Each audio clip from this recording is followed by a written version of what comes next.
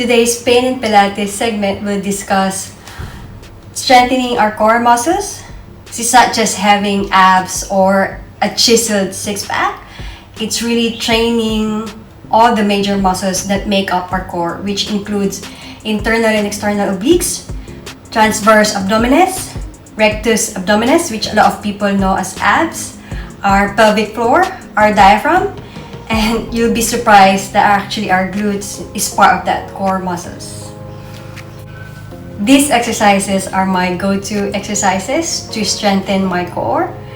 I will include do's and don'ts to make sure we're actually doing the right technique and right form. And I'll mix it up with some music. Let's start with some pelvic tilts. While lying on the ground, knees bent and feet hip width apart, tilt your pelvic or your tummy upwards and really trying to close the gap between your lower back and the floor. Hold this for a few seconds and repeat. Tilt your pelvic up and really close that gap between the floor and your lower back. Let's move on to dead bug. Still lying on the ground and your arms extended to the ceiling and your legs on tabletop position.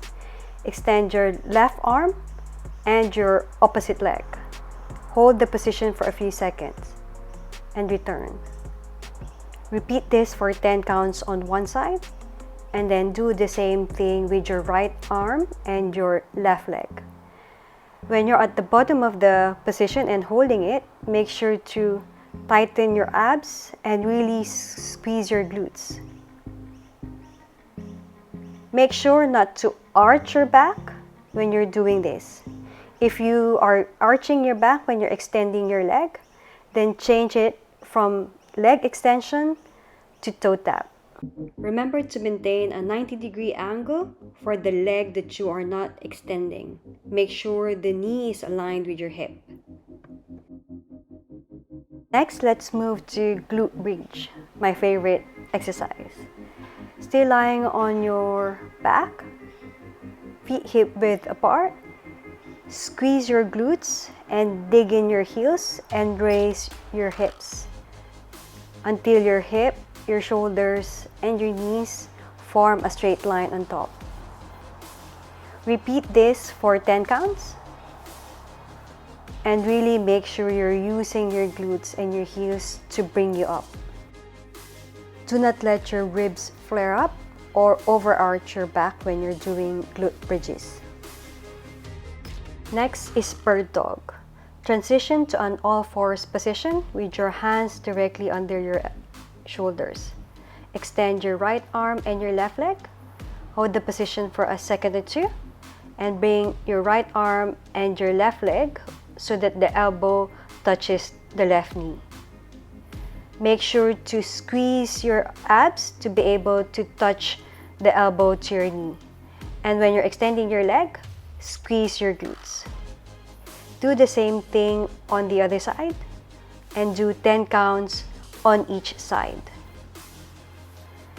When you're doing bird dog, remember not to arch your back as you extend your leg and your arm. Last exercise is a low plank. Place your forearms on the floor with your elbows directly under your shoulders. Start on your knees, but if you're feeling extra strong that day, raise your knees and stay on your legs. Really keep your body stiff as you can. To test it, if you have a glass of water on your back, if you're doing this right, you shouldn't be spilling any water at all. When in low plank, do not raise your hip. You're not doing downward dog. Do not let your hip sag as well. Let's bring it all together with some music.